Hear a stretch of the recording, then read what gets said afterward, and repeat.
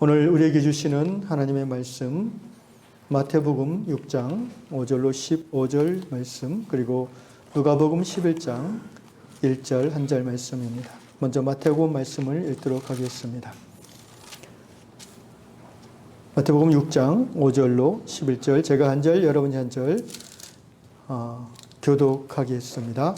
또 너희는 기도할 때에 외식하는 자와 같이 하지 말라. 그들은 사람에게 보이려고 회당과 큰 거리 여기에서 기도하기를 좋아하느니라. 내가 진실로 너에게 이르노니 그들은 자기 상을 이미 받았느니라. 너는 기도할 때 내 골방에 들어가 문을 닫고 은밀한 중에 계신 내 아버지께 기도하라. 은밀한 중에 보시는 내 아버지께 갚으시리라. 또 기도할 때에 이방인과 같이 중언부언하지 말라. 그들은 말을 많이 하여야 들으실 줄 생각하느니라.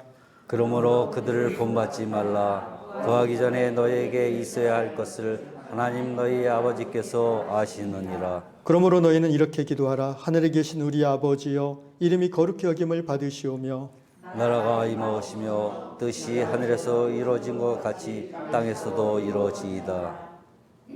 오늘 우리에게 일용할 양식을 주시옵고 우리가 우리에게 죄진 자를 사하여 준 것 같이 우리의 죄를 사하여 주옵시고 우리를 시험에 들게 하지 마시옵고 다만 악에서 구하시옵소서. 나라와 권세와 영광이 아버지께 영원히 있사옵나이다. 아멘.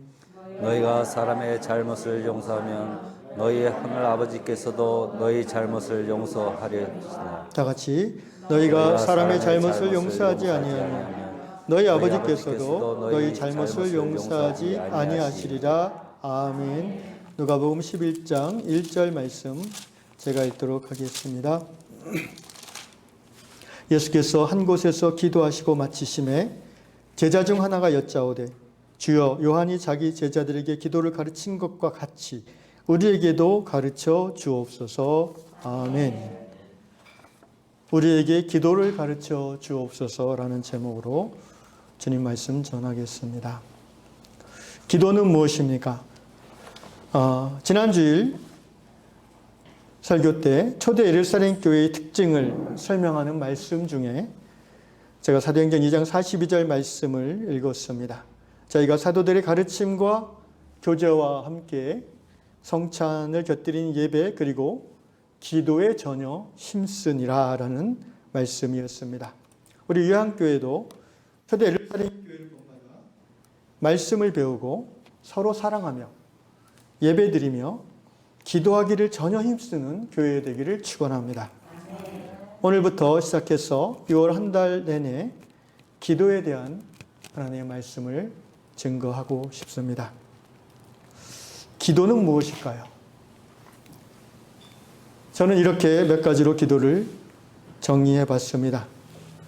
기도는 피조물인 인간이 위기 앞에서 절대자인 하나님을 찾는 몸부림이며 위대하신 하나님을 향한 경탄, 그리고 그 하나님과의 속 깊은 교감이다라고 감히 정리해 봤습니다.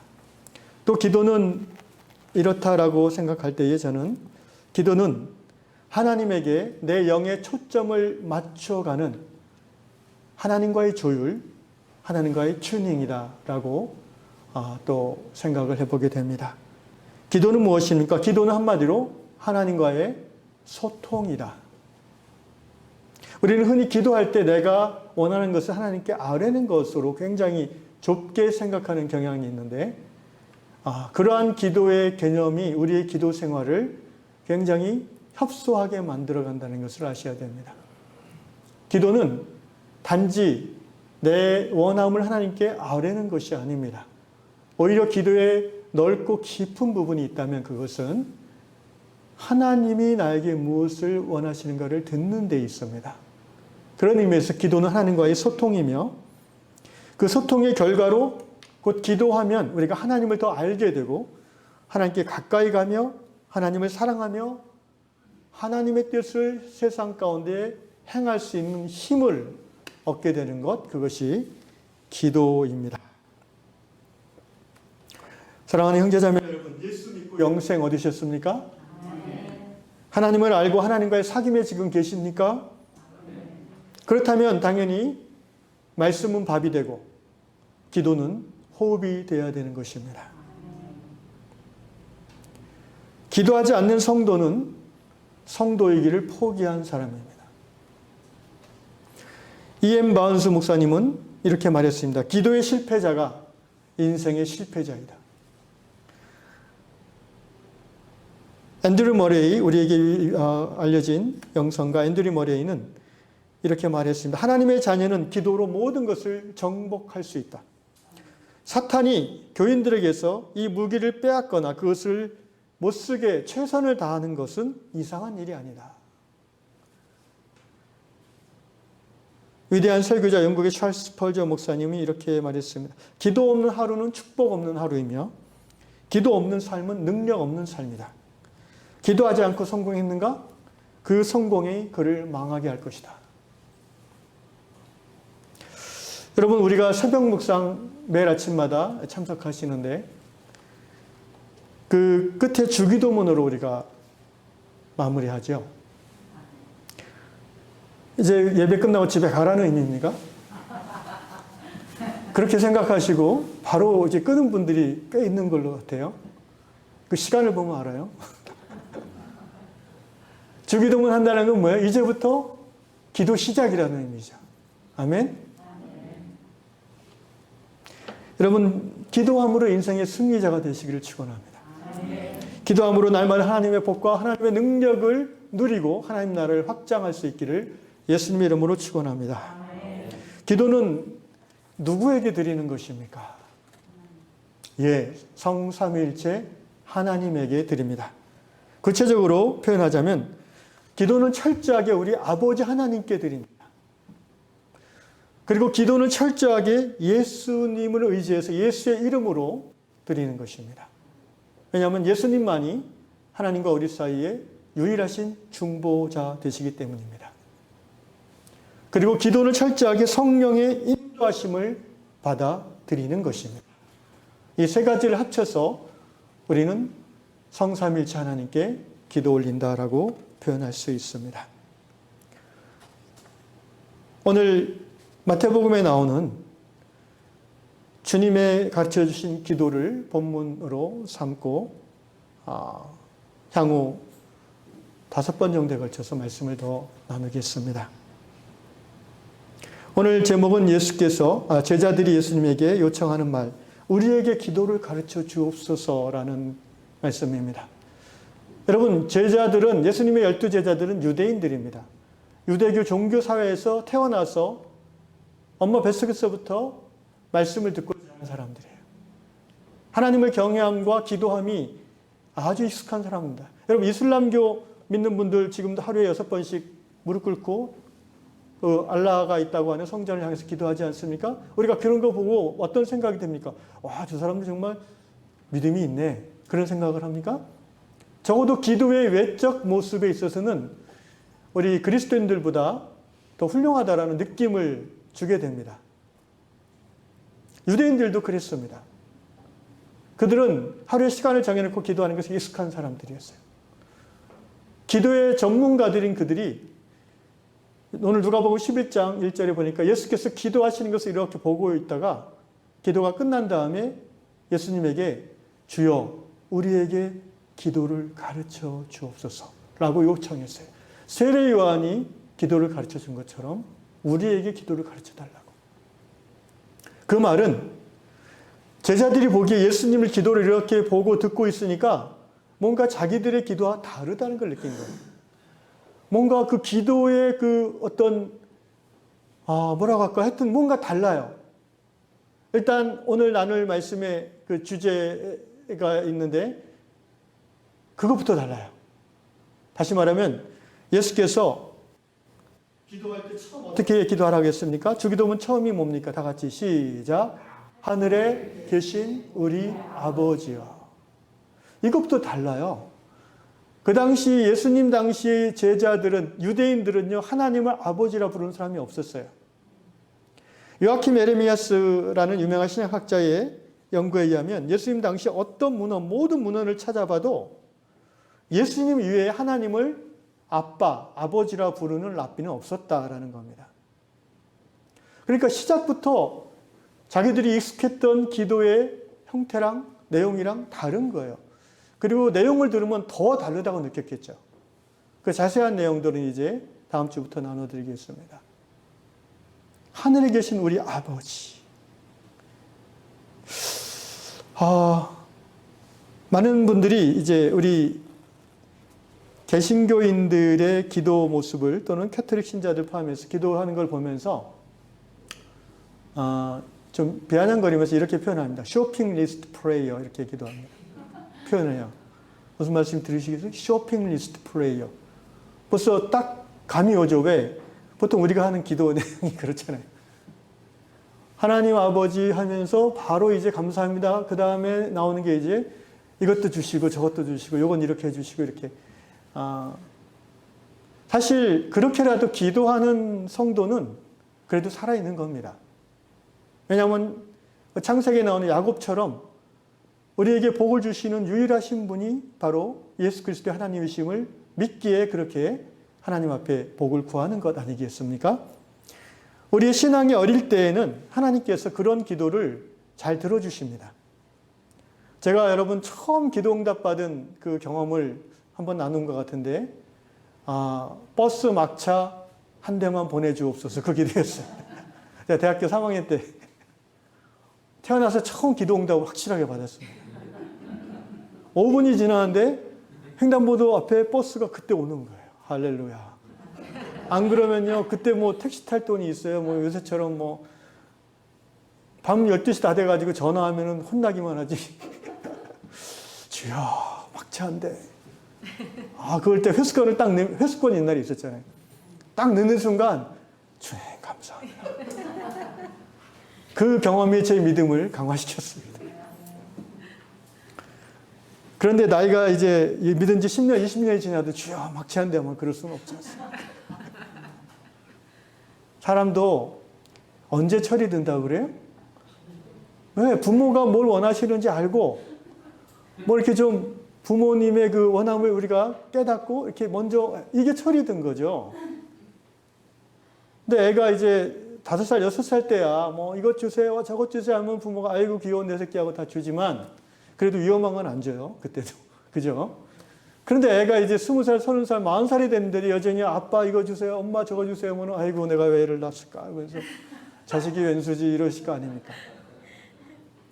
우리 하나님은 우리 부모인 우리보다 너그러우시고 자비로우셔서 절대로 내가 쟤를 왜 이런 얘기는 안 하시는데 근데 우리 스스로 좀 민망하지 않겠어요? 신앙의 나이가 20년, 30년이 됐는데도 하나님 앞에 계속해서 쇼핑 리스트 프레이어만 한다면 우리 믿음에, 우리의 기도 생활에 분명히 문제가 있는 것입니다. 여러분, 주기도문을 우리가 계속해서 이 말씀으로 듣고 깨닫고자 하는 이유가 여기에 있습니다. 우리의 기도 생활이 변화되기 위함입니다. 말씀을 듣고 그렇구나라고 끄떡거림으로 끝나는 것이 아니라 이제 여러분이 5번에 걸쳐서 이 주기도문을 나눌 때에 나의 기도 생활이 어떤 부분이 저 주기도문에 비춰서 바뀌어야 될 것인가를 깨닫고 결단하시면서 실제로 기도의 훈련에 스스로 돌입하시기를 주의 이름으로 축원합니다. 우리에게 기도를 가르쳐 주시옵소서 라고 요청했을 때 예수께서 제자들에게 주신 기도가 바로 소위 주기도문입니다. 주기도문이라는 말은 성경에는 없지만 주님이 가르쳐 주신 기도라는 뜻입니다. 명심할 것은 이 기도를 우리가 다 외우고 있지 않습니까? 그럼 다 마스터한 겁니까? 국어시험 문제는 답을 외우면 마스터할 수 있지만 기도는 마스터가 없어요. 그죠?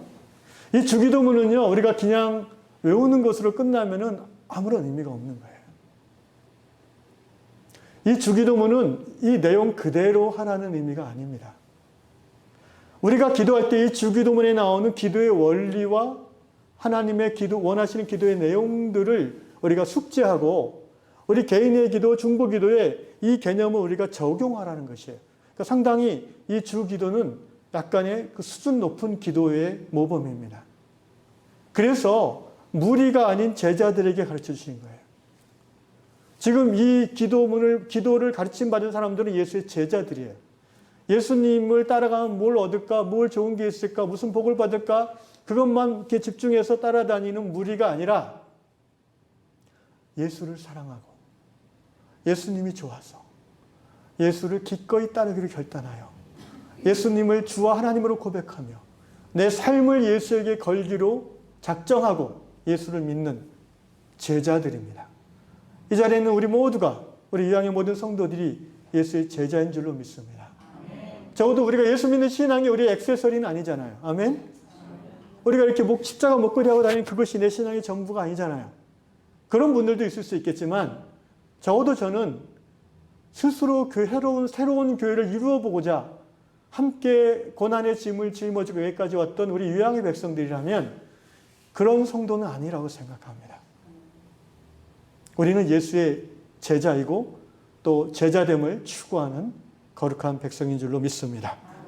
이 주기도문의 정신, 기도자의 태도, 이 기도의 내용, 우리 삶에 있어 어떤 기도가 우선순위가 되어야 되는가, 이 모든 것들이 이 주기도문 안에 담겨 있어요. 오늘은 그 첫 하나님을 부르는 내용만 설명해 보겠습니다. 사실 시간이 좀 부족하긴 하겠지만 하는 데까지 해보겠습니다. 주기도문은 이제 우리가 이게 제가 참 그 좋은 방식인데 여러분이 이미 교과서를 외우고 있기 때문에 제가 설명하기가 참 좋습니다. 그죠? 여러분 머릿속에 지금 다 본문이 들어가 있잖아요. 이렇게만 공부하면 다 1등 했겠죠? 예습을 이렇게 철저하게 하셨다면. 다행히 오늘 설교 본문 여러분이 다 외우고 있는 핵심이라서. 자, 첫 시작이 먼저 다 같이 시작. 하늘에 계신 우리 아버지. 그래서 주기도문은 처음에 이렇게 하나님을 부름으로 시작해서 그 다음에 이제 하나님의 필요에 대한 3가지 강구. 아버지의 이름이 거룩히 여김을 받으시오며 아버지의 나라가 임하시오며 아버지의 뜻이 하늘에서 이룬 같이 땅에서도 이루어지기를 원하나이다. 아멘. 이게 이제 주기도문의 첫 번째 강구 패러그래프입니다. 단락입니다. 3가지. 누구의 필요? 하나님의 필요. 우리의 쇼핑 리스트 프레이어가 달라요. 우리는 일단 내 필요부터 들이밀잖아요. 근데 예수님이 가르치신 기도의 핵심은 뭐예요? 네가 하나님을 사랑하느냐? 그러면 너의 필요는 하나님이 알아서 채워줄 것을 믿고 먼저 하나님의 필요를 네가 간구해라. 그 다음에 이제 우리의 연약함으로 해서 어쩔 수 없이 우리가 우리의 필요를 간구해야 됩니다. 일용할 양식을 주옵소서. 두 번째가 뭐죠? 우리에게 죄 지은 자를 용서하는 것 같이 우리의 죄를 용서해 주옵소서. 4제죠. 그 다음에 마지막이 시험에 들지 말고 악에서 구하옵소서. 이게 이제 두 번째 간구의 내용이에요. 크게. 그리고 마지막에 이제 송영이 있습니다. 마지막 클로징 멘트죠. 나라와 건세와 영광이 아버지께 영원히 있사옵나이다. 이제 오늘 우리가 이제 예배 끝나기 전에 주기도문송을 부를 텐데요. 한번 말씀드린 것 같은데 주기도문송에 이 주기도문의 내용이 빠진 부분이 있어요. 그래서 제가 이전에 이제 주기도문을 그 다른 곡으로 부를 때에 부른 이유 중에 하나가 오늘 우리가 부르자 하는 635장 주기도문, 이게 원래 많이 부르는 찬양인데 뭐가 빠졌냐면은 우리에게 일용할 양식을 주옵시고 그 다음에 빠졌어요. 우리가 우리에게 죄 지은 자를 사하주는 것 같이, 이게 빠졌어요. 저는 그래서 이 부분을 넣고 불러야지 맞다고 생각합니다. 그래서 이따가 부를 때에요. 일용할 양식 주시고 끊고 우리가 우리에게 죄 지은 자를 사하주는 것 같이 우리들의 큰 죄, 아시겠죠? 네, 우리가 성가대로 생각하고 그렇게 하는 겁니다. 자, 하늘에 계신 우리 아버지로 들어갑시다. 첫 번째, 말씀드린 것처럼 예수님만이 유일하게 하나님을 아버지라 불렀다라는 것입니다. 그 말은 유대인들은 하나님을 경외하는 백성들인데 하나님을 공경했는데 하나님을 아빠라고 부를 정도로 친하지는 않았다는 거예요. 여러분, 이게 기독교와 유대교의 핵심적인 차이입니다. 예수 그리스도를 믿고 죄사함 받아 하나님과의 소통, 관계가 열린 크리스찬은 하나님에 대한 두려움보다는 하나님에 대한 친밀함이 점점 커져가는 사람들이에요. 우리 이전 세대의 아버지, 자상하시지만 엄격한 아버지를 생각하시면 조금 더 이해하기 쉽습니다. 근데 이런 비유가 요새 좀 조심스러운 게 요새 워낙 이상한 아버지들도 좀 있으셔서 이런 얘기하면 상처받더라고요. 내가 옛날에 정말 한번 그런 사람 만난 적이 있어요. 하나님 아버지라고 하니까 자기는 안 믿겠대. 막 복음을 전하면서 하나님 우리 아버지 내가 얘기하니까 인상이 딱 찌그러지면서 저는 아버지 없는데요. 딱 그러는 거예요. 어렸을 때 아버지가 자기들 버리고 딴 여자한테 가신 거예요. 그래서 이제 이걸 조심해야 돼요. 어쨌든 하나님 아버지, 하늘에 계신 우리 아버지라고 기도 시작할 때 그렇게 부르라고 예수님이 가르쳐 주셨고 본인도 그렇게 늘 기도하셨어요. 예수님이 성경에 보면 항상 하나님을 아바 아버지라고 부르셨어요. 딱 한 번의 예외를 제외하고는 항상 그렇게 하셨어요. 그 한 번이 언제인지 아시죠? 십자가에 달려 죽으시는 순간 하나님을 아버지라고 부를 수 없었고 엘로이 엘로이 나의 하나님이라고 외치셨죠. 그래서 우리도 기도할 때 항상 하나님을 먼저 불러야 되는데, 왜냐하면 기도는 하나님께 드리는 거니까요. 그냥 바로 시작하면은 우린 다 이해는 하지만 기도의 원칙에 맞지 않는 거죠. 어떤 분은 이제 기도를 시키면은 꽃이 피고 거리는 밝은 봄의 기운으로 가득 차 있습니다. 이렇게 시작을 해요, 기도를. 공식 기도를. 근데 그렇게 하시는 거 별로 좋지 않습니다. 물론 듣기 아름답고 낭만적이라 느껴지겠지만 기도는, 특별히 공식적인 기도는 전체를 대표해서 하나님께 올려드리는 거기 때문에 분명히 호칭을 표현해야 돼요. 표현할 때 그냥 사랑해 주님 이렇게 하는 것보다는요, 예수님이 가르치시는 모범대로 하는 것이 정답입니다. 아멘? 하늘에 계신 우리 아버지여, 이렇게 따라합시다. 하늘에 계신 우리 아버지여. 우리가 하나님을 아버지라 부를 수 있는 이유가, 근거가 어디에 있습니까? 로마서 8장 15절, 너희에게 더 이상 두려운 종의 영을 주지 아니하시고 양자의 영을 너희가 받았다. 그러므로 아빠, 아버지라고 부를 수 있느니라. 아멘. 여러분, 하나님을 모르는 사람에게 하나님 아버지라고 해보라고 그러세요. 잘 못해요. 따라하라고 하겠지만 우러나와서 그렇게 안 돼요. 우리가 하나님을 부담 없이, 거리감 없이 아빠라고 할 수 있는 이유는 우리가 하나님의 딸, 아들이기 때문인 줄 믿습니다. 두 번째로 이제 아버지라고 했을 때 이 아버지가 여러분 남성을 의미한다고 생각하면 안 돼요. 하나님은 성이 있다 없다? 그럼 왜 아버지라고 표현하시게 하셨을까? 인류 역사의 대부분이 북의 사회였어요. 그죠? 가부장적 사회였어요. 특별히 2000년 전 유대 사회는 더욱 그랬습니다. 오늘 우리 시대에는 더 이상 가부장적 사회로 이제 가지 않아요. 이제는 그렇게 얘기하면 이제 예수님 안 믿으려고 그래요, 사람들이. 하나님은 남성이 아니에요. 하나님은 여성도 아니에요. 하나님은 하나님이세요. 아멘. 그래서 우리가 하나님, 우리 아버지라고 할 때 그 의미는 부모님에 가까워요, 오히려. 그래서 하늘에 계신 우리 아버지라고 할 때 그것이 이 남자 아버지가 아닌 것을 우리가 받아들일 필요가 있습니다. 그렇다면 하나님을 아버지라고 고백할 때, 또는 어머니 또는 우리 부모님이라고 고백할 때 그것은 어떤 의미를 내포합니다. 그죠? 우리가 아무한테나 아버지라고 안 하죠. 여러분, 옆집 아저씨한테 우리 애가 아버지라고 한가요? 큰일 나죠? 막 유전자 검사한다고 난리 나죠, 그럼. 아버지라고 하는 것은 굉장한 어떤 의미가 있는 거예요. 그죠? 어떤 의미가 있어요? 나를 낳아주신 분. 하나님이 우리를 낳아주신 분인 줄 믿습니다. 나를 보호하시는 분. 예. 아버지는 그 자녀들을 보호하죠. 물론 어머니도 보호하시죠. 그리고 아버지는 어떤 분이에요? 어머니도 마찬가지로 우리의 아들의 자녀들의 필요를 채워주시죠. 우리의 공급자 되십니다. 그리고 아버지는 어떤 분이에요? 그 집안의 어른이시죠. 권위자이십니다. 우리가 하나님을 아버지라 부를 때는 이런 의미들을 우리가 가슴에 품고 고백하는 겁니다. 유교의 네 가지 경전 중에 대학이라는 경전에 보면 수신제가 치국 편천하라는 말이 나옵니다. 그 수신, 먼저 자기의 몸을 수련하고 닦아, 그 다음에 제가, 집을, 제가라는 말이 제자는 가지런히 한다는 의미예요, 원래 우리 아버지들이 옛날에 우리 유교 사회에서 아버지들이 하시는 일이 그런 일이에요. 집을 가지런히 해요. 예, 시골집에 아버지가 좀 부지런한 집은 어때요? 지나가다 보면 쌀이 빗질이 쫙 돼 있고, 눈이 오면 눈이 다 치워져 있고요. 그 다음에 뭐 볕단들이 이렇게 가지런히 정리되어 있잖아요. 그런 집을 보면, 이 집은 법도가 있고 예의가 있는 집이다라고 느끼죠. 제가라는 말은 그런 의미예요.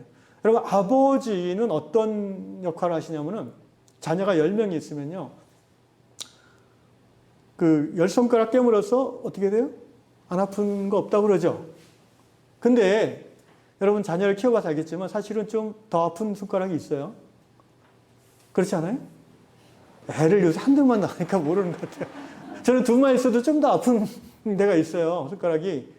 그런데 아프다는 건 이런 거예요. 자식이 어디가 좀 부족할 때, 그죠?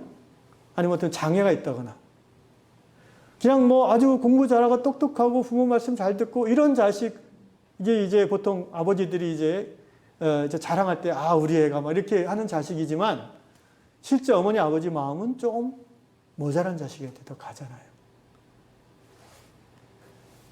성경 말씀에 이사야 40장 4절, 골짜기마다 도두어지며 산마다 언덕마다 낮아지며 고르지 아니한 곳이 평탄하게 되며 험한 곳이 평지가 될 것이, 이것이 제가입니다.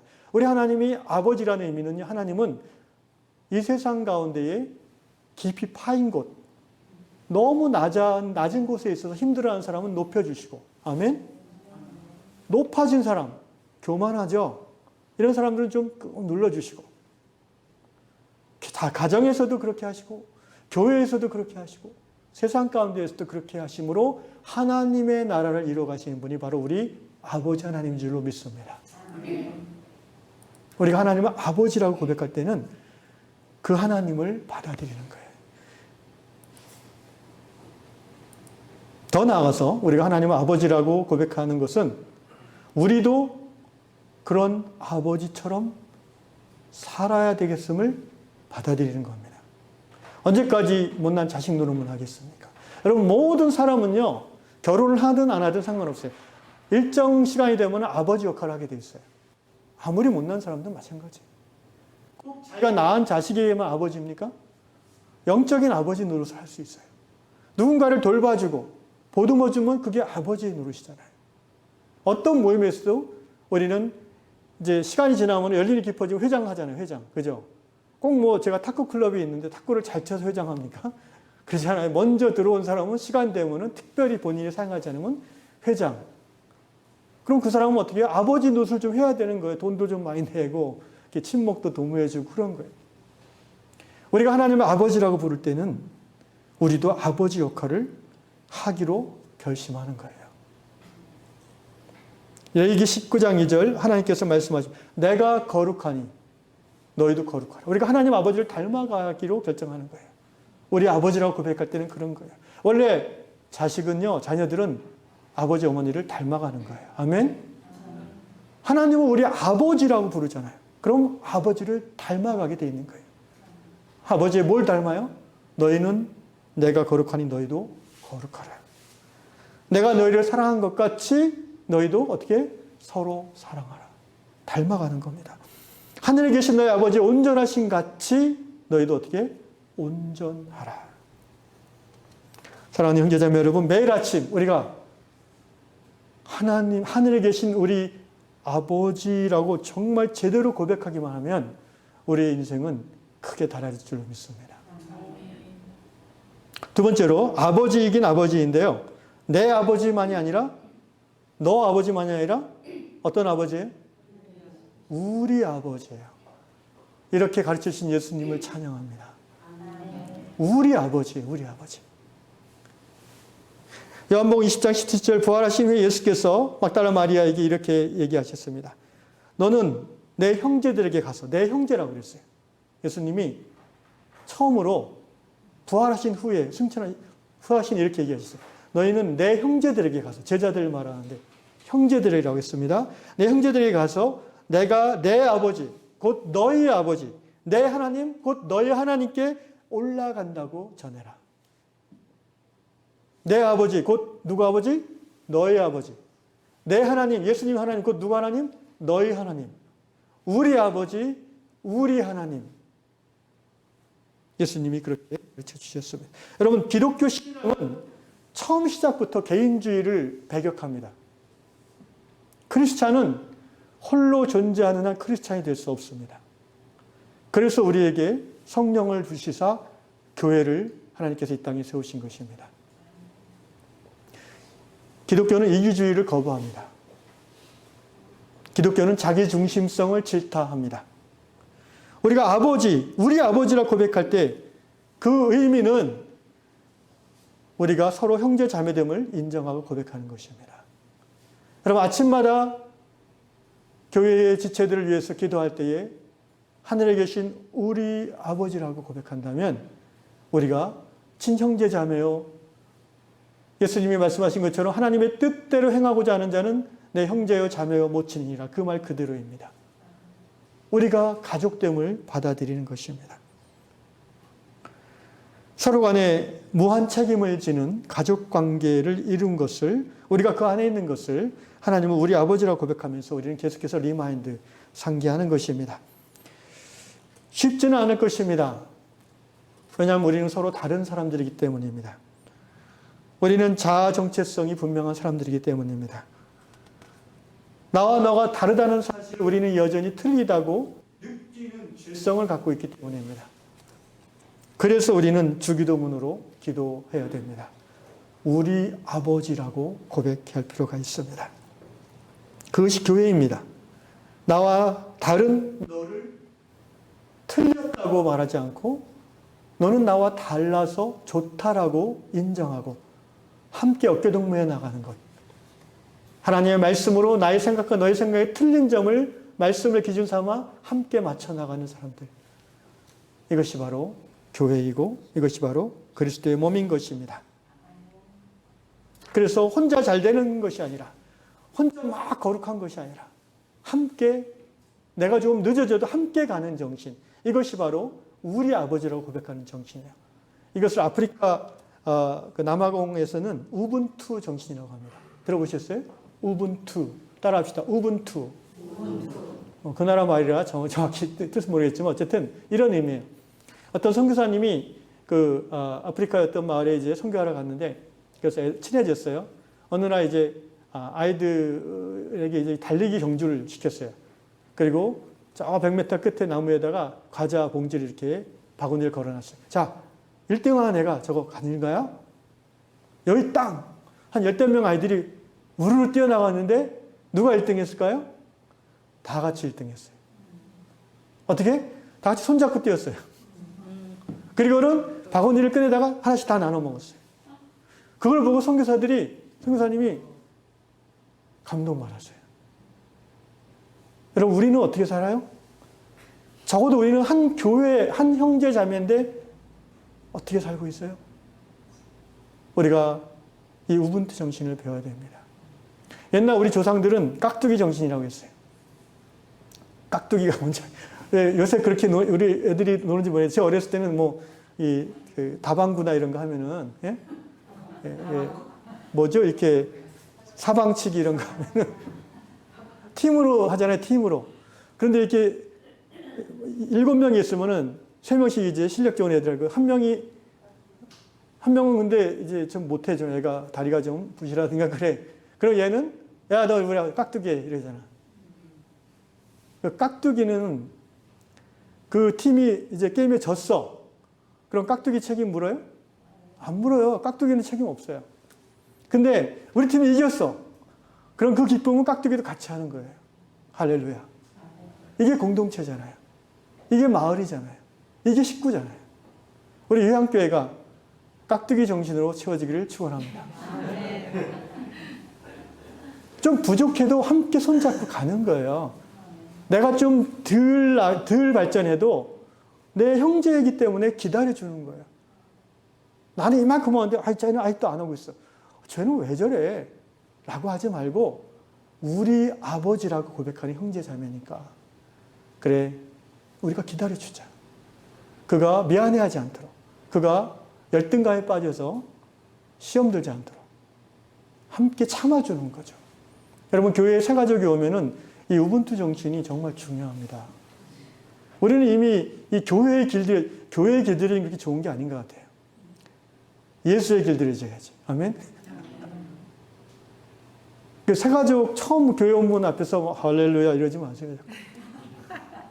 괜히 이렇게 거리감 느껴져요, 이거. 네. 좀 이렇게 지각해도 아이고 바쁘셨죠 이러면서 이렇게 안아주고 그게 이제 함께 가는 거죠. 기다려주는 거죠. 우리 아버지가 그런 의미로 우리가 고백하는 줄로 믿습니다. 좀 더 이 우리라는 개념을 확장할 필요가 있는데 시간이 안 돼서 그 부분을 좀 넘어가야 되겠습니다. 창조신학은 다음 부분에 좀 얘기하고요. 그 다음에 이제 마지막으로 하늘에 계신 우리 아버지잖아요. 그죠? 하늘에 계신. 어디에 계세요? 하늘이 어디예요? 저기요? 여기? 하늘? 이거를 3차원적인 공간으로 이해하시면 안 됩니다. 비유적 표현입니다. 비유적 표현. 그럼 하나님이 하늘에 계시면 땅에는 안 계시게요? 저 땅속 그 반지하 사는 분에게는 하나님 없나요? 요새 지하 5층, 6층까지 막 주차장이 있는데 거기는 하나님 못 들어가시나요? 그렇잖아요. 우리가 초등학생도 아닌데 하늘에 계시라고 자꾸 하늘을 보면은 어떻게 해요? 그럴 필요 없어요. 이거는 비유적인 표현이에요. 어떤 의미냐면은 제가 좋아하는 칼바르트라는 신학자분이 이렇게 표현했어요. 하나님은 하늘에 계시고 사람은 땅에 있다. 이것도 지리적인 공간적 의미가 아니죠. 하나님과 사람이 그만큼 다르다는 거예요. 그러니까 까부지 말라는 거예요, 사람들이. 원자폭탄 발견하고 달나라를 가고 기고만장해서 DNA 연기사슬을 밝혀내고 마치 신이라 하나님이라 된 것처럼 그렇게 까불면 안 된다는 거예요. 하나님은 하늘에 계시고 사람은 땅에 발을 붙이고 살 수밖에 없는 존재고 그 사이에는 무한한 간극, 거리가 있다. 그 간극, 그 거리를 사람 스스로 좁힐 수 있는 줄 아느냐? 절대 그럴 수 없다. 구원은 하늘로부터 내려올 수밖에 없는 것이다.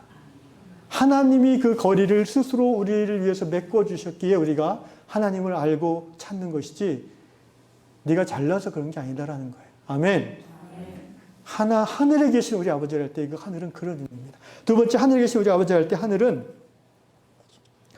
푸른 창공을 말하는 게 아니라고 그랬어요. 이 하늘은 이 온 우주 천지 모든 곳을 말하는 것입니다. 왜냐하면 하나님은 무소부재하신 하나님이신 줄 우리가 믿습니다. 영어로 omnipresent God. 그러니까 그걸 이제 한자말로 편재, 모든 곳에 계신 하나님. 할렐루야. 그러니까 하나님은 안 계신 곳이 없는 거예요. 하나님은 everywhere, 모든 곳에 계시다. nowhere, 없는 곳이 없으시다. nowhere란 말은 이제 없는 곳이 없다라는 의미로 우리가 nowhere라는 용어를 쓰는데 그 말은 풀어 설명하면 now here. 그죠? 하나님은 어디 계세요? 지금 여기에. 여기 줌으로 함께 예배드리시는 여러분의 가정에. 할렐루야. 하나님은 모든 곳에 지금 여기에 계시는 그것이 바로 하늘에 계신 우리 아버지라고 고백할 때 우리가 받아들이는 하나님의 임재를 말합니다. 하나님은 저 위에 멀리 계신 하나님이 아닙니다. 우리의 매일의 일상 속에 들어와 계신 하나님이십니다. 하나님은 내 옆에 있는 아파서 울며 기도하는 지체의 눈물 가운데 계신 하나님이십니다. 하나님은 자식 걱정, 부모 걱정에 인상이 찡그러져 있는 우리 유양의 어떤 분을 위해서 그분 옆에 계신 하나님이십니다. 하나님은 하나님의 축복을 누리면서 너무 기뻐하면서 활짝 웃는 우리 지체의 그 표정 가운데 계신 하나님이에요. 더 나아가서 하나님은 우리가 길가에서 보는 들꽃, 그 들꽃 한 송이 가운데 임하신 하나님이에요. 하나님은 저 하늘에 나는 새를 돌봐주신 하나님이에요. 아멘. 예수께서 말씀하셨잖아요. 들에 핀 백합화를 보라. 공중 나는 새를 보라. 하물며 너희 천부께서 너희를 먹이지 아니하시고 돌보지 아니하시겠느냐. 사랑하는 형제자매 여러분, 주기도문은 우리가 외우라고 주신 것이 아니에요. 물론 외워야죠, 기본적으로. 그래서 나는 주기도문을 마스터했더라고 착각하시면 안 돼요. 우리가 주기도문의 이 첫 번째 하늘에 계신 우리 아버지라는 이 짧은 구절 하나에서도 얼마나 많은 우리가 몰랐던 하나님을 알 수 있습니까? 그 하나님에 대한 개념을 우리가 숙지하면서 하나님 앞에 기도하라는 것입니다. 우리가 주기도문을 우리의 삶 가운데 체화할 때에 우리는 진실로 주님을 기쁘시게 하는 기도의 삶을 살 수 있을 줄로 믿습니다. 우리 예한 공동체가 주기도문을 우리의 삶 가운데 체화할 때 우리는 진실로 하나님을 기쁘시게 하는 교회를 이루어갈 줄로 믿습니다.